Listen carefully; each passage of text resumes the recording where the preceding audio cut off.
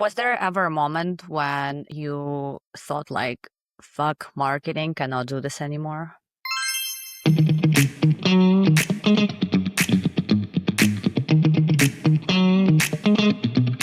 Marketing is very stimulating because it's changing so rapidly. I think working with tech businesses, a lot of startups and scale-ups, is extra stimulating. And I think I definitely seem to like a challenge. I've seen tens of millions burned on above the line advertising without any measurement. I'd say that's probably irked me the most, like the level of wastage, the understanding of what marketing is.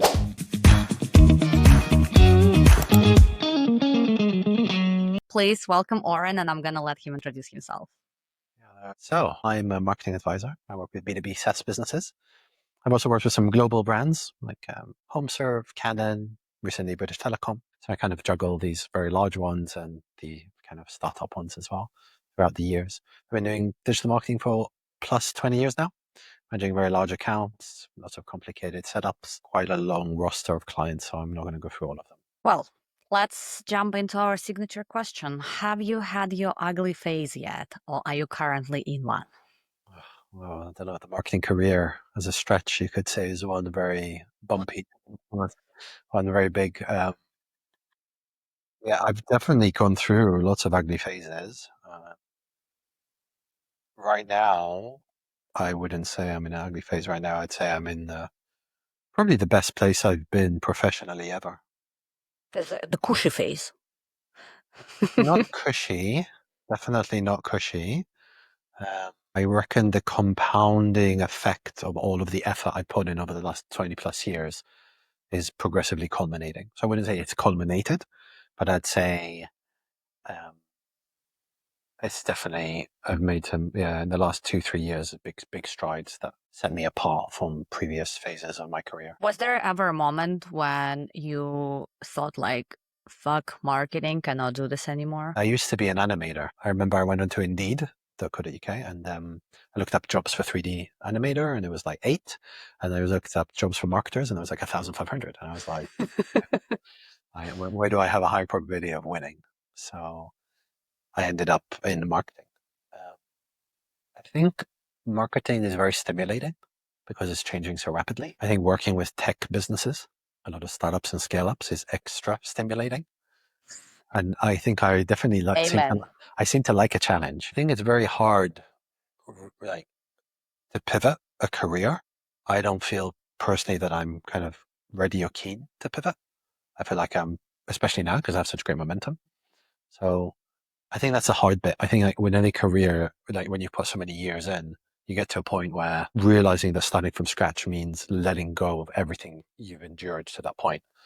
And I was thinking about it the other day. I remember talking to someone who like pivoted from like dentistry to something completely non-medical related. I was like, it's very That's courageous. brave. I think it's very Yeah. brave. Yeah.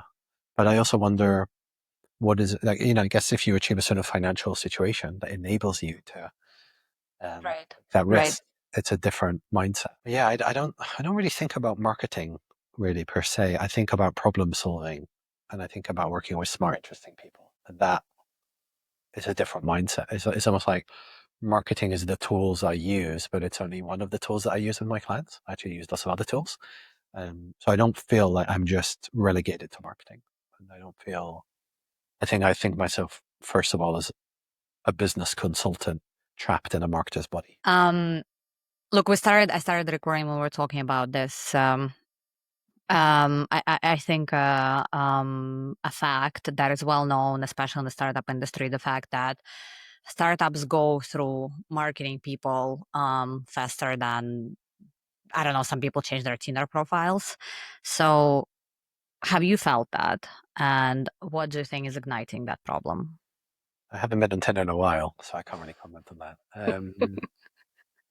I was thinking about a business recently, a startup I was helping, and it wasn't just marketing they were going through like butter. It was lots of other functions. I think the nature of the volatility of a business depends on the stage, because if you're pre-product market fit or post-product market fit, it's very different. I think Right. if you're pre-product market fit and you're churning through customer success, sales, marketing, operations, engineers, I don't think that's surprising.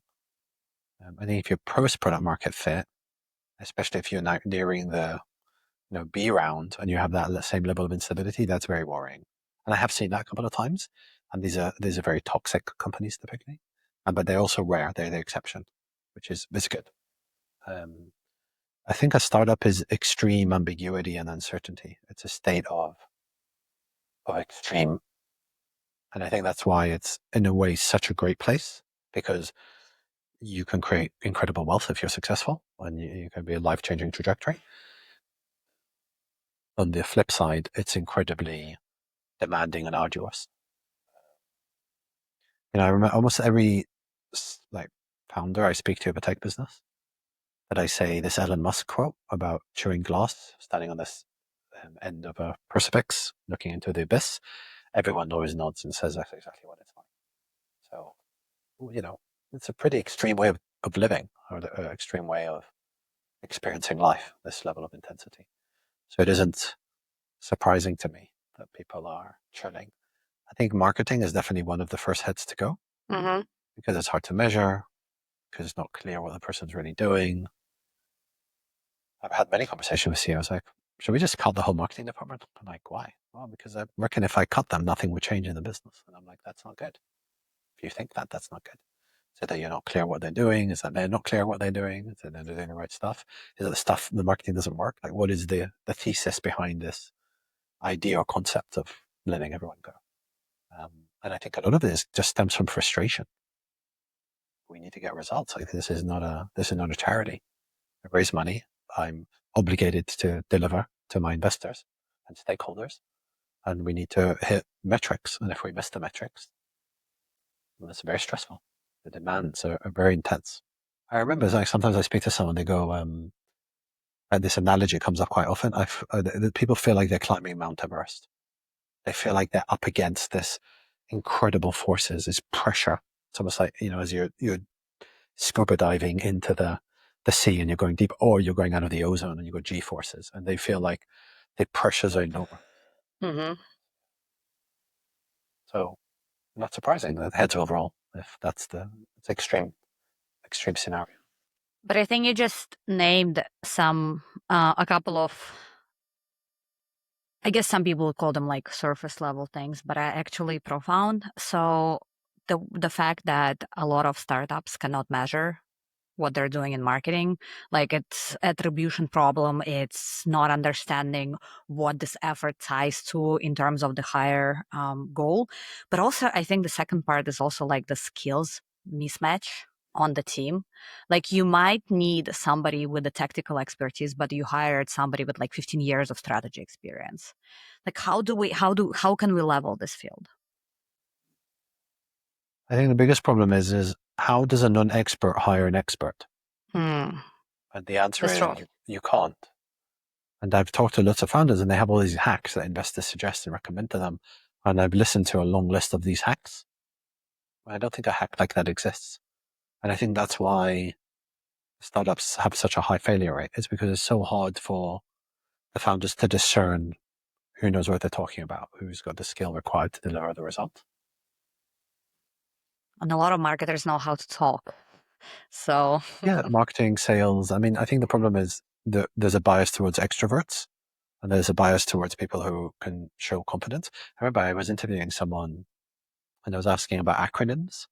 I was like, what's CRM mean? What's CTR mean? Because some of the stuff didn't add up. So I just went, okay, I'm going to go right to basics and ask basic acronyms. And the person just make up the terms, but incredibly confidently.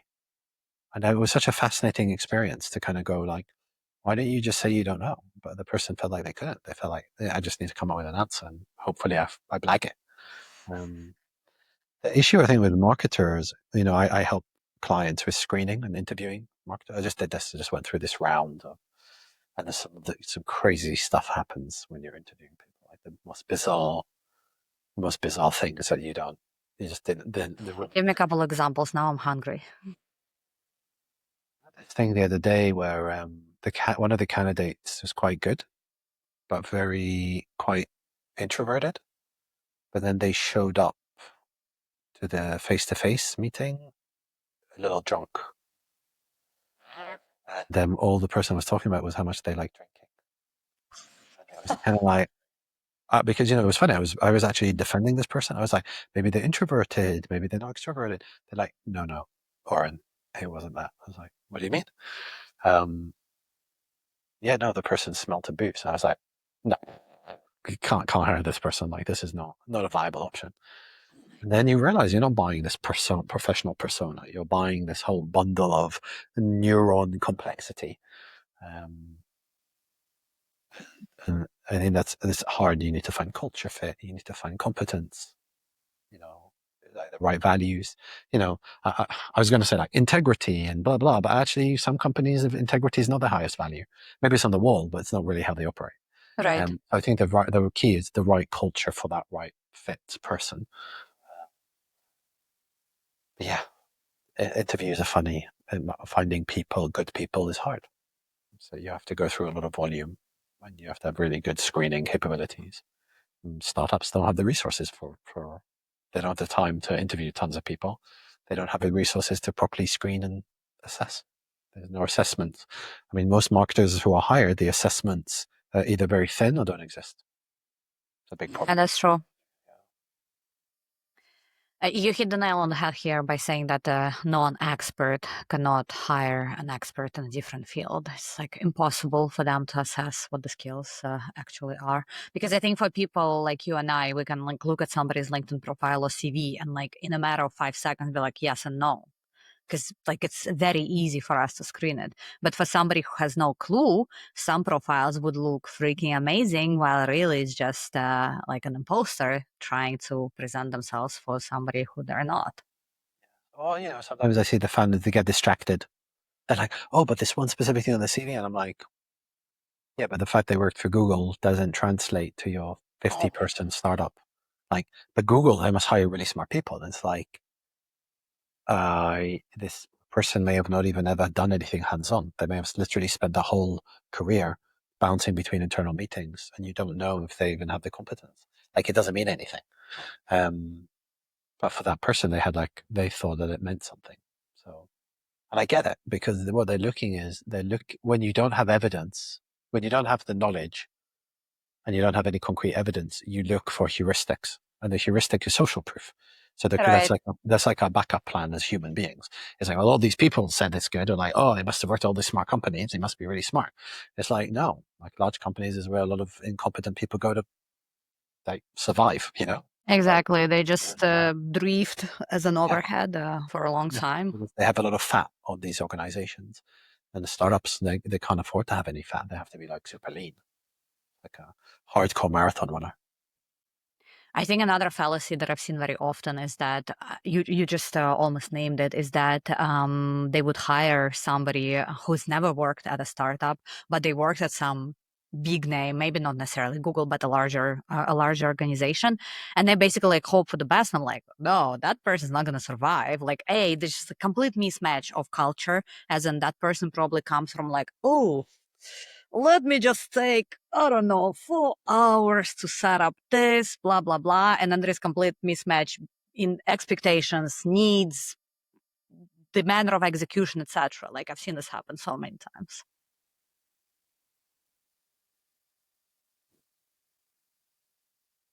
I'm sure it has happened in your experience as well, right?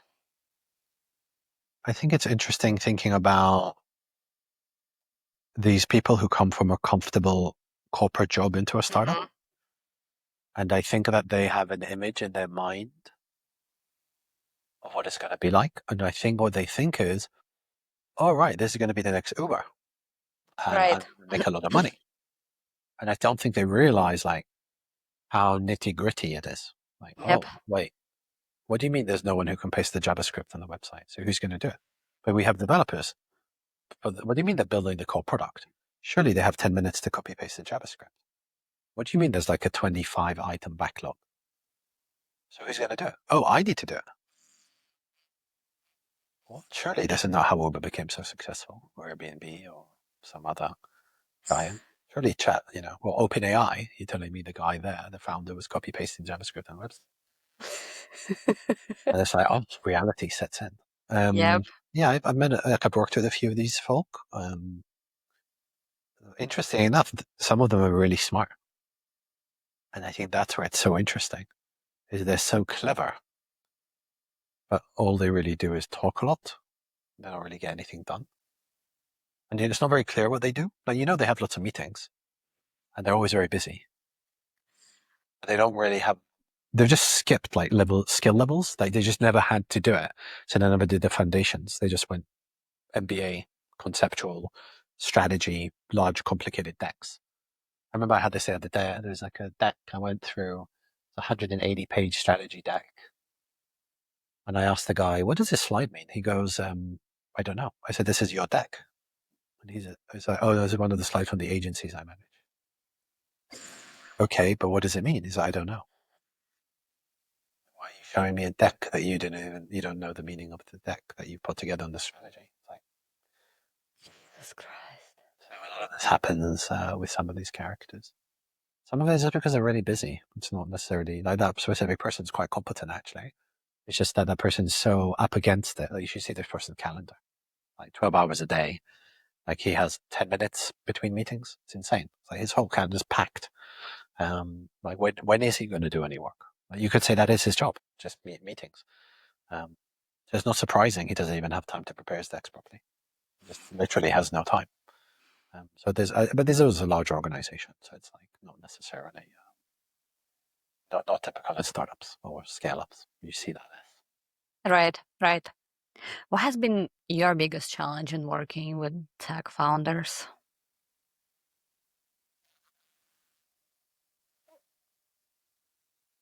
I'm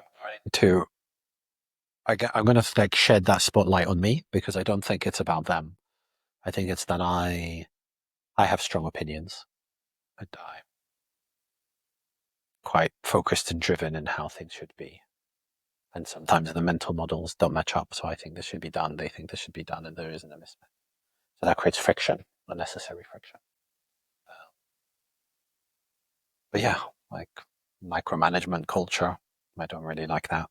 I don't respond well. I don't appreciate it. I don't think it's like the best performing companies I've worked with. They don't have a micromanagement culture. They just have really great people, and they trust their people to get on and do great things. But it's actually more rare than meets the eye, unfortunately. I think it's very variable. Like I've had really incredible CEOs and clients and founders that I love working with, and I've had really horrific ones that are really hard. But I'd say the ones who are horrific, they're either like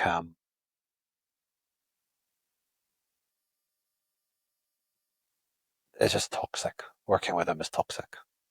They speak about people behind their back. They pit people against each other. Um, I guess that's why it's like really wonderful to be in the situation I'm in where now I get the privilege of choice. So I can choose who I work with. If I don't like someone, it's like, okay. And I just filter through volume the right type of clients that I like working with. So I'm in a privileged position, one I didn't have in my early years. I didn't even know. I didn't even know there were better companies. I didn't have the context. Now I've seen so many companies. I'm like, there's a plethora of opportunity out there. You just need to find the right company, the right culture, the right people, and the right products at the right time, which is like 1 in 1,000. But this is out there. Just persist. You figure it out. But so I would say for if you were to give advice to people in a similar position to yours, as in fractional CMOs, etc., what would be, or somebody who aspires to be in that position, what would be like the red flags that they should watch out for while they're in discovery phases with a startup that should tell them, no, this is probably not going to be a good gig? Definitely not going to give advice to fractional CMOs because I know a lot of fractional CMOs, like several hundred, and they are very experienced practitioners. Some of them have worked in some of the largest organizations in the UK and the world, and a lot of them have a lot more experience than I do. Solving much harder, more complex problems. So I don't feel I'm in a position to give any advice to a fellow CMO. And for anyone who's aspiring to a CMO, I think my advice would be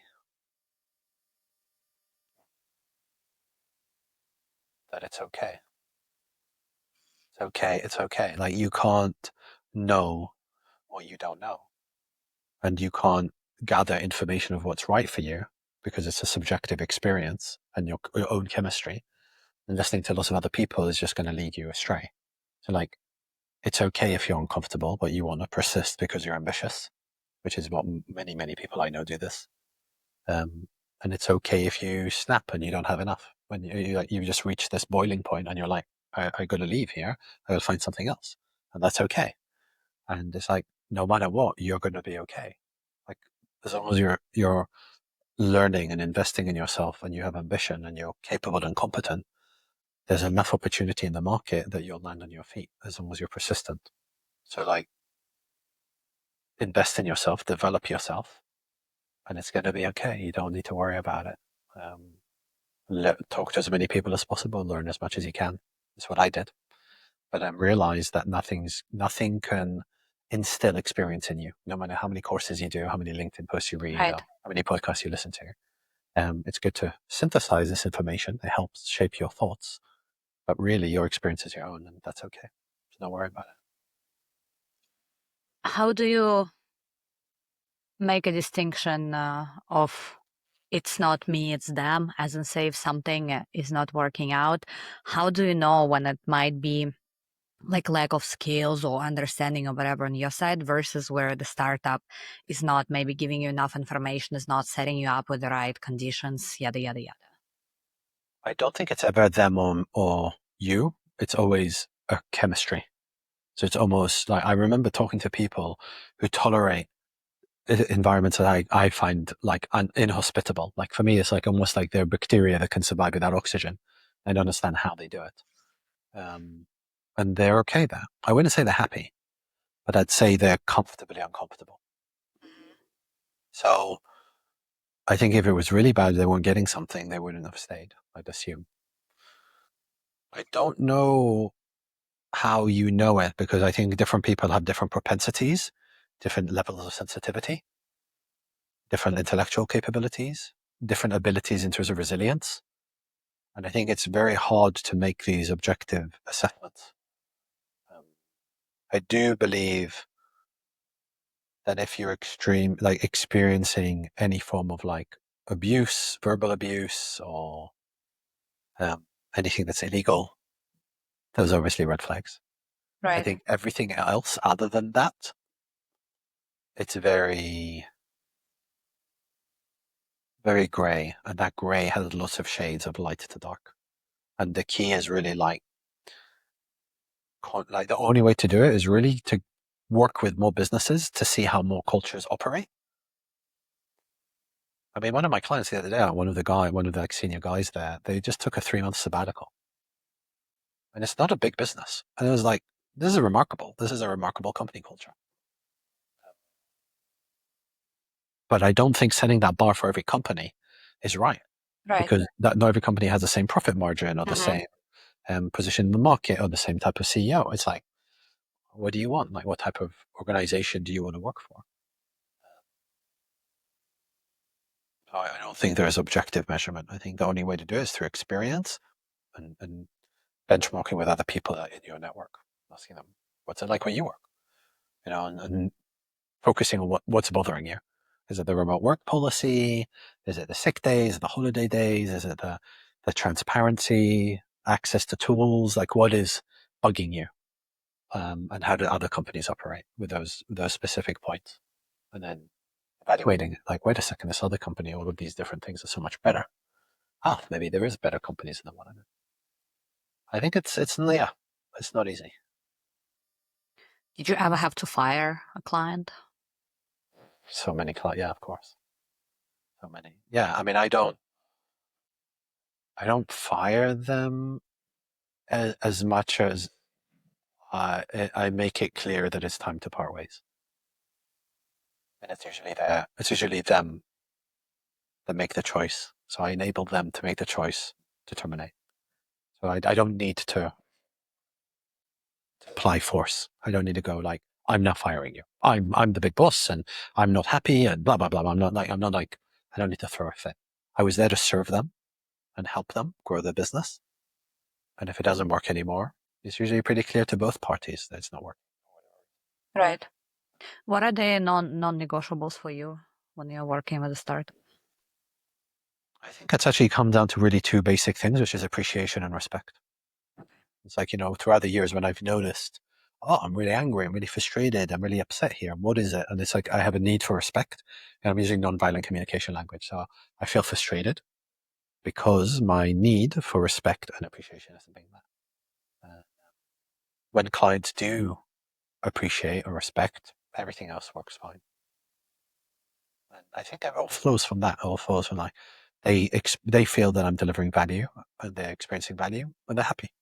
It's when they stop experiencing value that it goes pear-shaped very quickly. And then it's time to kind of, okay, listen, it feels like this isn't working out. It just sounds like you're frustrated. It sounds like you're not happy. It sounds like this isn't going the right direction. Should we part ways? Okay. Okay. Yeah, you didn't meet the expectations that we had. Oh, you mean to like 10x the pipeline with no budget in 4 weeks? Okay, got it. Okay, sorry. But just to let you know, I think that that expectation is unrealistic. And if I can't do it, I think it's unlikely you'll find somebody else who can. There's not to say there aren't out there. Could be this. I'm not the only capable marketer. There's lots of people who are very capable. Um, but I think you may want to reconsider this. Your approach to expectation of marketing as a purely lead generator. And to be honest, I think there's fundamentally bigger issues in a business around product market fit or understanding how you're differentiated, or you haven't invested in building brand, and therefore it's going to be very hard to deliver on this expectation. We're not going to be able to 10x the number of leads the next 6 weeks. Sometimes that happens. It depends on So, how people think about it. is that then one of the first things that you do when you onboard with the company, basically the assessment of a product market fit? It's variable. I typically don't work with pre-product market fit clients because I've worked with so many, and it's very hard to Very get volatile. it to work. Like at my rate and seniority, it's probably not what they need. It's like overkill. Like you don't need a cannon to like kill an ant. You just get a shoot. So saying that, I do on occasion take them on board when I think it's a very innovative or interesting business opportunity. And I'm like, Hmm. this is actually good. This is interesting. I like this. I like the team. I like the product. I'll try and help you. But non-negotiable for me, I don't really have non-negotiables. I always take a client on and then I see how it goes. And if it doesn't work, then we'll just part ways. So like, because you don't know. And like, no matter how it feels like on the dating, you don't know once you get married what it's like. So it really takes me like 1 to 3 months to kind of understand what's really happening here. Uh, so I'm generally pretty patient now with waiting and observing and seeing and testing and evaluating and discussing. But fundamentally, I don't really like I don't really like losing. I don't like losing clients, and I don't like not delivering value. So like my number one objective is like, okay, what can I do to improve? Like I kind of, how am I the problem here? What can I do to adjust? How can I adapt? Like what did I do wrong? Sometimes it's poor qualification on my behalf, but rarely nowadays, like it used to be in the early days. Now I'm pretty rigorous in my qualification and setting expectations. Hmm. But generally it's always like, okay, why don't we try it out? Let's just try it out, see what happens. That works quite well. I like this because it de-risks everyone. De-risks me from taking on a big commitment that I can't deliver, and the client committing to a contract that they're locked into that they don't want. Right. Um, when you started working with the company, do you also try to observe like team dynamic and maybe try to see if there are any misalignments there, so that you would also give some guidance on how to improve, internal communication, yada yada yada. Do you see that as one of the, I guess, like main elements of the startup strategy working as a whole? Great question. The answer is yes and no. So yes, I do it quite often and across lots of clients typically. No, because if it's not in scope, I don't do it. So it depends on what the scope of work is for the client, what the challenge is. So if I'm like auditing or creating a marketing strategy, I'll do a little bit of alignment, but I'm not going deep. But on other clients, alignment poses a massive issue and reason for lack of growth. So with that specific client, I need to, that's like a big issue that I really need to focus on. So I put a lot more energy into that. And then I understand for the people I support, the internal dynamics that they have in the politics. Like one of the CEO, the founders the other day, I said to him, it must be really frustrating feeling like you're a babysitter. And he just cracked up laughing. He's like, you have no idea. I'm like, people just don't, like a lot of the people in, like a lot of the employees in businesses, they don't understand that they're acting like little kids. And the CEOs and founders are like, can you just get on and do your work? Like, why are you having an affair with this person? Like, you shouldn't be having an affair with them. And that's creating tension in this other team. Or like, this, like some of the stuff is borderline problematic, like legally. Um, like from sexism to misogyny to like Okay. racism, like, some stuff you kind of like, whoa, I didn't expect this. Like, this is, I didn't expect the performance is blocked because of an interpersonal dynamic, because a person has a bug in their head that they probably inherited in childhood from their parent. Like, they're probably even unaware that they have a bias. And you're like, well, now I'm now playing psychologist. Like, I didn't expect this. I did have a client the other day. They're like, oh, I feel like I'm in a therapy session with you, Oren, because I had to mediate. And I was like, there's friction. I was like, okay, well, we Oh, can't get anything done geez. if there's mediation. So like, we have to get some clarity and resolution here. And, I think a lot of it is like, for me, a lot of it is psychology of people, because a lot of the blockers are collaborative blockers. You can't drive a meaningful result without cross-functional collaboration. So if you're blocked, like I had this with a client, with the marketing team, the product team, they just went head to head. And it's because the marketing team were they were beyond assertive. They went into aggressive. I was like, the product person doesn't feel heard or listened to. You got to change tact. And they were like, all right, no, no, no, no, no, no, no, no, no, no, no, like, throwing the toys at the pram. I'm like, do you want a result or not? Like, do I want a result? Wait a second. Yeah, I want a result. Okay, great. If you want a result, do this. And then they were like, huh, this is really weird. This worked. I was like, why did this work? And like, because the person was resisting. You just kept pushing and pushing. The person's resisting. So like, you have to like stop pushing and then make them feel respected, valued, and heard. And it's like so simple. And you're like, and how do I do that? And then I coached them through how to do that. And suddenly they realized there's other reasons that's causing them to want to do it. There's other needs that they have that's causing this behavior. So once they kind of understood why they're operating that way, how to change the behavior, dynamic shifted, and they got a result. They worked much better with the product team, and they managed to deploy and ship features faster. Like, where is that in the Jira course or roadmap? This it's like you can't learn this kind of. It's very these Very dynamics are nuance. yeah. Yeah. So I think what's really fascinating is how unique every business is. Every business is distinctly unique.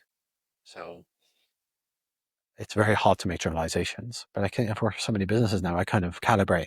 But for me, it's like, how do I just unblock the crap that's blocking the pipe so we can get a result? Yeah, how do we get the water I love flowing? that analogy. And like in my mind, it's like, I don't really care about the personal interpersonal dynamics. I don't Right. care how the marketing and product team are behaving. I care if it's impacting productivity. And that means the CEO can't get the result that he hired me to deliver. So I can't professionally deliver, and that frustrates me. So I use these tools in order to deliver the results that I need, because fundamentally, that's the most important thing. And for anyone listening, that's the only thing that really matters. You got to deliver results, and that's everything in your career. It's your CV and the portfolio of companies and who's going to hire you based on the context of the previous company and what you did there, the notoriety and success, all the way to when you go independent, if you ever do, where your life blood and survival depends on word of mouth and recommendation and referral. Like a lot of my business comes through referral, and you need to deliver exceptional results. Well, not exceptional. You just need to deliver great results, but you need Exactly. to be exceptional in order to deliver great results. So you need to work hard and be industrious and focused, and commit to doing hard things and enduring difficult moments of uncertainty and taking risks that it's stressful to take big risks with your career because you're taking a punt. And, people don't think about it. It's like, if you say, I need to run this A/B split test, and someone else disagrees, if you lose, the other person kind of is regarded differently. It's like, I remember I spoke to someone the other day about someone else, and they said, the person is almost always right. I thought it's such an interesting paradigm. The person is Right. almost always right. And it's like, essentially, you're getting paid to be almost always right. People don't think about it this way. They think, my job's to write email marketing copy. My job is to produce social posts. Like, no, your job is actually to be almost always right.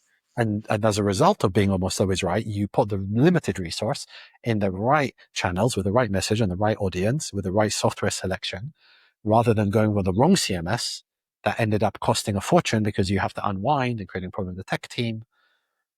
So you have to place the bets correctly. and really, the more senior you get, the more selective and meticulous you need to be with the bets that you put. And then you realize that when people are very senior, they're very particular with everything they think and say, and it's multidimensional. They understand problems and multifaceted. So the more mature and experienced they are, they're kind of quite paced with how they think about solving problems, but they're persistent. They get their teeth into a problem. They're like, I'm going to solve this, but I really need to understand the problem well. So your job is to really understand problems well, be creative with how you solve them. And that means you have to look at lots of different options to how to solve problems and understand that. That requires rigor. That requires time, energy. That's a problem, time and energy. That makes a lot of sense. Look, I have this hypothesis, and I would like for you to tell me your opinion, because you have quite an army of founders that you work with. So, in my experience, I've noticed that a lot of times friction, the unnecessary friction between founder and especially any sort of like growth marketing leaders, comes from the fact that they keep using the same approaches that they were using pre-product market fit after the company already goes into the next growth stage, but they keep operating exactly with the same skills and approaches. And this is what causes things to just like blow up, because there is very little self-awareness, self-regulation, like poor decision-making skills, etc. Did you observe the same, I guess, Yeah, I just had a pattern? LinkedIn video on this. Okay. It was, I think, 2 or 3 weeks ago, just on that exact topic. Can I give you more deets? My LinkedIn feed is all over the place. Sometimes I see people that I haven't seen in forever. Sometimes I see the same person every single day. So I have Yeah, not well, seen that video. yeah, I post a lot of content, so it's like practically impossible for anyone to stay on top of To what I'm catch doing. up, yeah. To be honest, I can't stay on top of my content. I sometimes watch a video from a month ago and I go, did I really record that? I was like, I said that? That's so awkward. It's so bizarre because, I produce so much content. You're like, I can't remember, like, hundreds of videos in. So don't worry about it. Even though I am deeply upset, I'm not your favorite person on LinkedIn, but that's okay. Different thing for a different day. I reckon with the found, it's like you go to the gym and you had a personal trainer and they taught you 1 or 2 exercises. You work really hard to get really good at deadlift or overhead shoulder press. And you're starting to lift heavy and the technique is everything because the injury is going to be severe and you're not going to get a result. And you got really good at these. And now you go to the gym and like they don't have that equipment. You have to learn new equipment. It's like, who can be bothered to learn new equipment? Like I spend so much time and energy trying to figure out those exercises and have to learn new exercises and like retrain. I don't have time. I have to manage investors. I have to manage the team. I have the product roadmap. I have features. Like I work 14 hours a day. I'm exhausted. Like now you're expecting me to learn the new road. And like, I think the founder, CEO in that position, they feel all the performance pressure. They feel Mm-hmm. it's their business. They feel like they need to do it. I think what happens there, it sounds like they don't have a lot of trust in the person that's managing marketing to take the ownership of the playbook. And part of that is like reputational credibility. You know, now that I've reached like 35,000 followers on LinkedIn, people treat me differently than when I had 500. Right. Like they perceive me as an authority and it changes the way that they listen to what I say. Does it really change? Like, am I any more industrious now? Am I any more hardworking or, no. Do I feel I have more performance pressures on me now? Yes. Like if I produce a LinkedIn video and I say something wrong, I'll be eaten alive. Like, Right. there's Because you've no got all the shortage of people. eyeballs. Mm-hmm. Yeah, no shortage of people waiting to tell me, Oren, you made a Of mistake. course. Like, and it happens a lot. And sometimes people like they say the wrong stuff, but they still want to like have a jab or it's like a heckler. And when there's a comedian, someone has to heckle him. They just come to the show to heckle the comedian. That's why they came. And I feel like LinkedIn is like, heckle Oh fest. my God, It's for not as bad sure. as other channels, but like the point is for all the marketers who are listening, like if you build your authority, that helps with that scenario because the more you're perceived as an expert, the more the person's going to like let go of control to let you steer. And because they want to let go, no one Right. wants to control it, but they can't, they don't feel emotionally that they can. They Mm-hmm. feel If I let you run marketing, my startup's going to go under. It's my responsibility to manage it. And it's like a very, 30 to 50% of the P&L, profit and loss, is marketing. It's like one of the largest line items in the business. Right. So like, how do I go to the investor to say, I just let this person steer the ship and they crashed into a rock? They're like, where were you? I just let them drive. What the hell are we paying you? Like, why, what are you doing with your business? So like, first we need to understand the mindset. That's the mindset. Then a lot of performance pressure. They want to get a result. They feel obligated to control everything. So they go and resort to what they're familiar with. I think it's a very natural instinct, especially if it's a business that's behind target, or business that's underperforming, or business is not meeting expectation. Sometimes the business is doing really well, but it's so far from expectation. Like we're doing 750K ARR. Okay, what's the goal? We need to get to 40 million by next year. It's like, okay, but how long did it take you to get 750? Like 4 months. So you went from nothing to really well, like you're doing well, you got great month-to-month growth, but the expectation is completely outside of this world. So it's going to be that gap creates all this pressure, and that pressure creates this behavior. So it's important to understand the mindset and the mentality. I haven't personally managed to totally crack the solution to this problem. I haven't experienced it in a long time, but I see people that I support experience it with the CEOs and founders. So I live it vicariously now, where previously I lived it myself. But my solution when I was doing it was I'm proactive with sending the reports every week of what's being done. I'm proactive with suggesting ideas. I'm proactive with looking at all the problems. I'm proactive with aligning on initiatives. I'm proactive with making sure that this is what the person thinks. I'm proactive with doing the research and saying, I just talked to 10 other people and they agree with me that we don't think this is a good idea. And these are people very well respected, very smart. And as you build your network and you build your authority and expertise, all of this stuff gets easier. But at the end of the day, I think a lot of marketers, when they're employed, they step into taking orders and not being treated like a leader, but also not doing what's necessary to step into a leadership function. Some do when I meet them, and they're really great and impressive. And to be honest, all the ones I do, they all have very similar characteristics. They're control freaks. They really genuinely are. They're incredibly hardworking. Like they send me Excel files at 9 p.m. We chat on Slack on a weekend. These are very industrious, hardworking individuals who really want to grow, really want to succeed, and have the ambition, and it's that drive that gets them to adapt. That's not to say they don't make a shit ton of mistakes, because they do. Right. Yeah. But it's like they persist through adversity.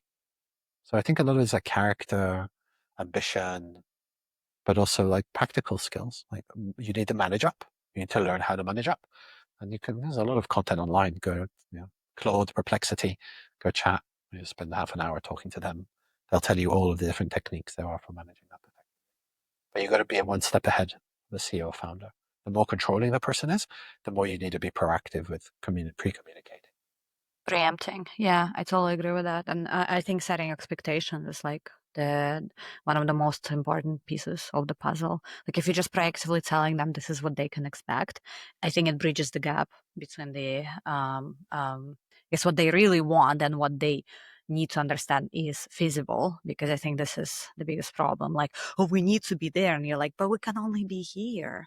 And sometimes it takes repeating it 10 times or 100 times for them to finally get it through their heads. Yeah. There's a lot of education, why is that the expectation? That through. Okay, is that well thought through?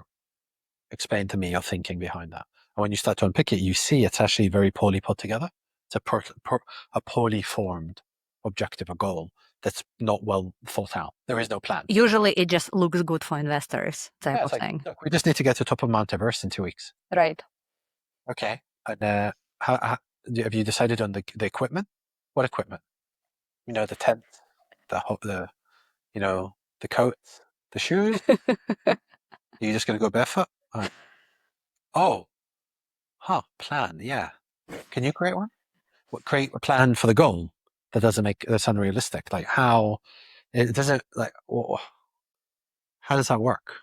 You can't detach a goal from the plan. You got to work them together. So I think that's a pretty common, and I think the reason is a person doesn't have the experience and doesn't have the time. Sometimes I talk to people and I'm like, Oren, the only reason I brought you in is because it's not that I can't do what you do. It's I don't have the time to do it. And like, so you come from a finance background, you've done finance for 20 years. I've done marketing for 20 plus years. But you think that marketing is just sequentially going through an order of activities without any level of expertise or experience, and you'll still get the same result? That's interesting. Run me through how you got to that conclusion. Well, isn't marketing just deploying on different channels?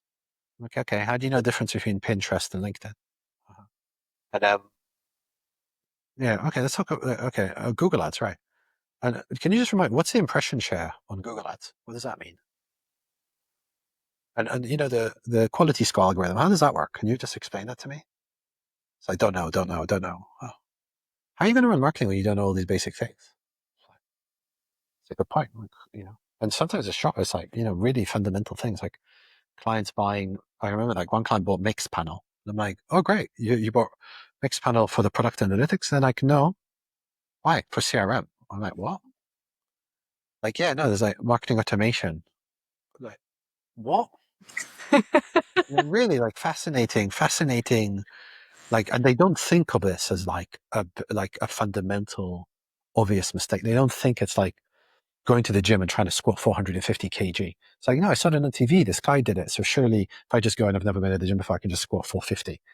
And you're kind of like, you don't understand how ludicrous that sounds. Like it takes Right. people like 20 years to get to that level of skill, to lift that much weight. Like only like the strongest people in the world can do that. So you think you're just going to walk into the gym and do it? Like, I'm not saying like 20 years of experience in marketing, I'm the strongest person in the world in weightlifting. It's not the equivalent. I'm just saying like, yeah, 20 years of, you learn a thing or two, learn a couple of things, common mistakes. So it's interesting how a lot of it is like, really, it's like a massive amount of not knowing.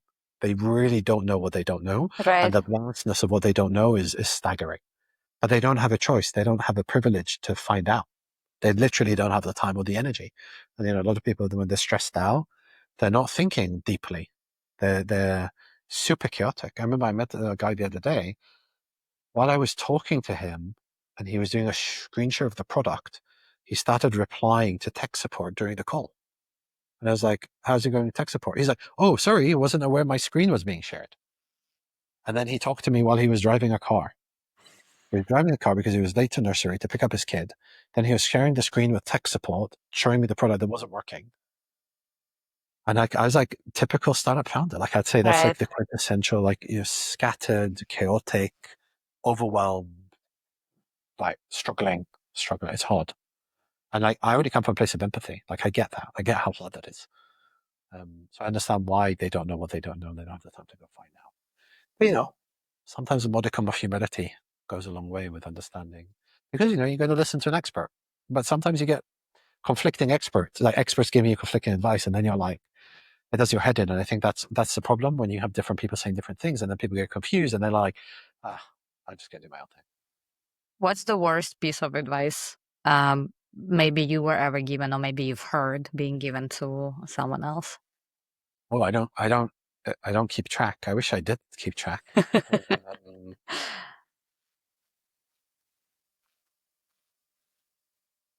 I've seen I've seen tens of millions burned on above the line advertising without any measurement in place. And I'd say that's probably irked me the most, like the level of wastage with a poor understanding of what marketing is. It's like, yeah, we just get the taxi campaign, get the TV ads, just pump it. And where you need to build brands. And this is what marketing is. You get as many people as possible to hear about us. Is that anyone or the most relevant people? Anyone. And even if they're not active on the channel, even if they're not like watching TV or looking at taxis, they don't even live in that area. Yeah, because some of them will. And it's like, the ROI was like abysmal, like negative 4,900% in some cases. It's Oh like, my God. I'd say like, I don't know, was that advice or strategy or tactics? Like, I don't know how you call it, but I've definitely seen these risks. They sadden me. I get very upset because I guess my job really is to like accelerate growth and de-risk. That's fundamentally why people buy me. So when I see large amounts of wastage, it irks me. It's kind of the antithesis of what I'm about. So yeah, that's probably the one that bothers me the most. But after listening to you throughout this interview now, I think one of your superpowers is asking questions. Because what I found interesting while you were talking about, the founder who thinks they know marketing, and you just, instead of telling them, well, I'm sorry, I don't think you qualify, just like giving them the statement, you're leading them to that statement by asking questions, and I think that's fucking powerful. Yeah. So it's actually sales training. Okay. It's Ooh. not a marketing superpower. It's sales training. So you lead the prospect to the conclusion by asking questions. I lead everyone through the conclusion by asking questions, not just prospects, Yeah, clients. yeah, I know, but I was Yeah. trying to put Yeah. it Yes. in the Yes. frame of sales Yes. training. But the thing about I think effective sales really is like, it's a mastery of empathy. Sales is like, has even a bigger misconception around it than marketing does. Oh, for Because it's sure. It's the because there's 10x more salespeople on LinkedIn than there are marketers. So that's probably why there's 10x more misconception, because of volume of people who understand sales. But yeah, I reckon it's leading through questions. People love questions. Do you love questions? Oh, I love questions. You see, everyone loves questions. It makes you think. It makes you engaged. It makes it a dialogue, and it stimulates thinking, and it creates opportunity. You can lead people to the solution they want. A lot of the time, I don't necessarily come up with the solution. It's not exactly right.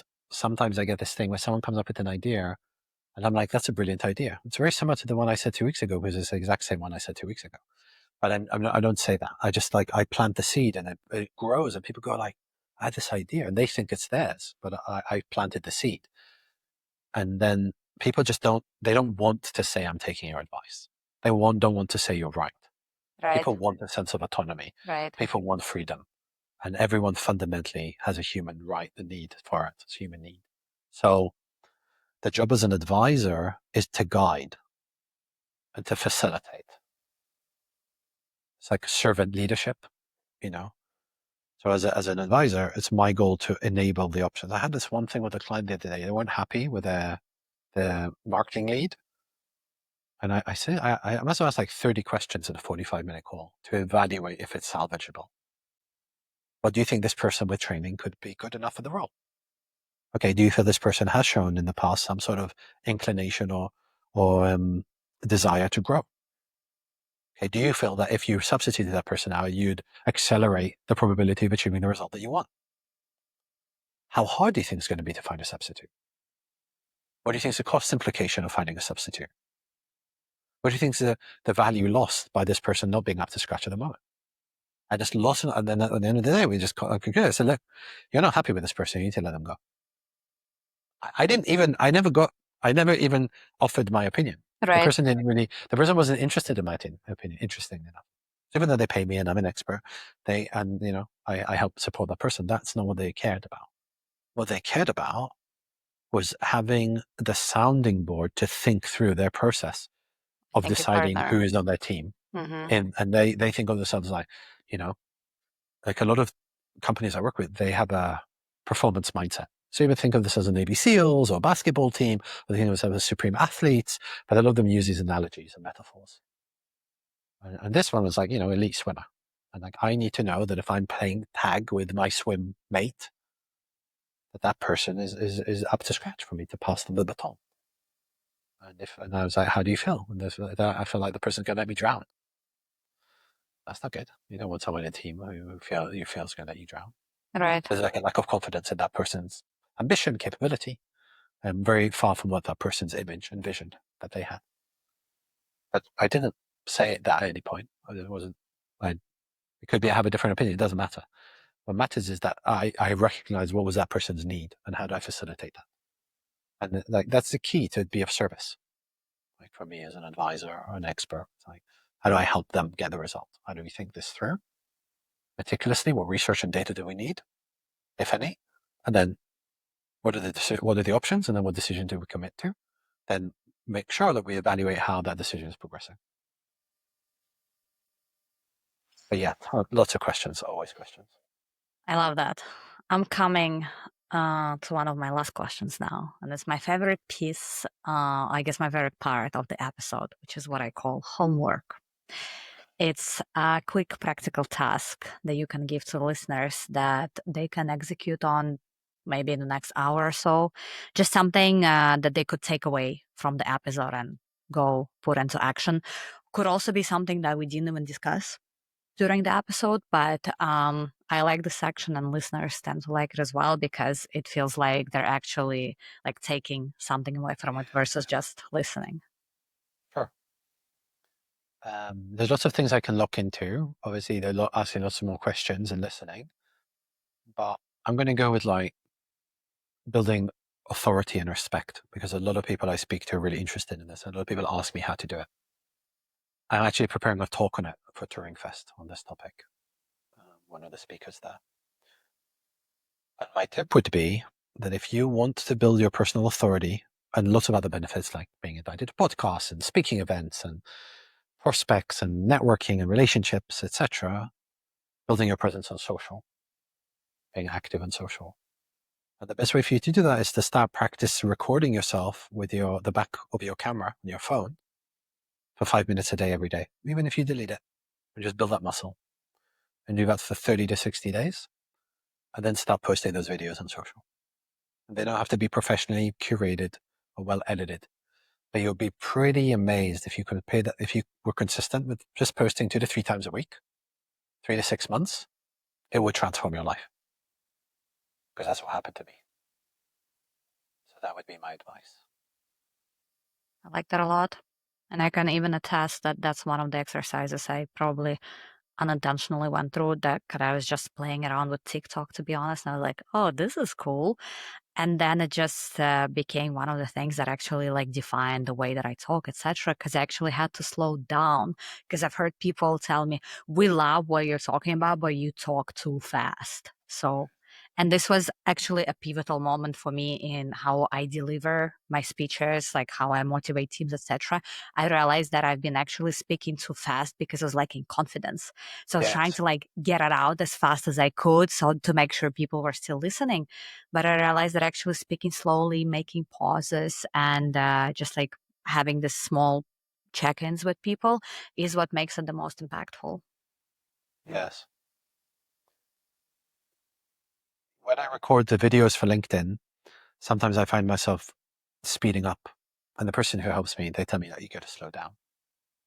And I realize it's because I'm feeling nervous. Because no Right. one likes public humiliation. If it's on stage, in a meeting with peers, or in front of a camera, where you're like, I don't know how many people are going to see this. You know, one of my videos, they reached 650,000 people. Like crazy, wow, like 650,000 people saw a video of mine. But in a way, it's like, shit, 650,000 people saw a video of mine. What if I made a mistake? Like, oh, awkward. That's your career down the drain, 20 years of hard work. So I think that the practicing in front of the camera helps with that public speaking. And it helps with honing that skill. But even today in the call, if you notice, I've taken quite a few long pauses. Mm-hmm. And I take the pause to, Reflect. yeah, to reflect, to feel, and also just to ground myself, just to kind of selectively choose if I have competing thoughts. Right. Okay, I've got four Right. thoughts. I can answer that question in 4 ways. Which way do I want to choose to answer? Because, we're very quick to give an answer. But when you take a moment to reflect, on reflection, your answer could be very different. And when you have more time to think on the answer, you'll get a better quality answer. Yeah, not to say that all my answers today were like the best quality answers. I need a lot more time to think. Sometimes I take it and kind of go, okay, I'm just thinking about But you were actually responding versus reacting, which I think is a very important distinction. trying to. Yeah, that's right. Like everything, it's like, how do you practice being more mindful? How do you practice being more calm? In order to be of service, to be more. People use the word authentic. I don't know if the word authentic is right. I think I say it differently. I say like to offer more value. I'm obligated. I feel obligated to provide and give more value because people are taking even that. Say, oh, the guy's on podcast. He got all his followers. My thought is the people listening to this, their time is very precious. Their energy is very precious. How do I give them the maximum bang for their buck? Right. So it's like I owe it to them to be fully present, to be very centered, and to offer them 100% of me, what I think, uncensored, balanced. I can't go and talk shit publicly and get myself sued. So I can't reveal everything. Of course. I don't, avoid naming names or providing analogies or examples that may lead. I think someone, and it's really funny. Sometimes I talk on a LinkedIn video and someone goes, "I know you were talking about me." I'm like, I wasn't, and the truth is I wasn't, but they think I was, and people have this thing. It's like, oh, this person's talking about me. And, yeah, it's interesting. So it's like honest but mindful. It's the best way to describe it. And it's like tends to be my interaction with my clients as well, on calls or coaching. Like this is how I work to be. I work to be honest and present to help them. I like that. What's the best way for people to find you and to get in touch with you? Yeah. So yeah, happy for people to connect with me on LinkedIn, drop a follow. If they're feeling brave, then can drop a connect. Oren, thank you so much. I have so many questions left, so we might have to do part 2 sometime in the future.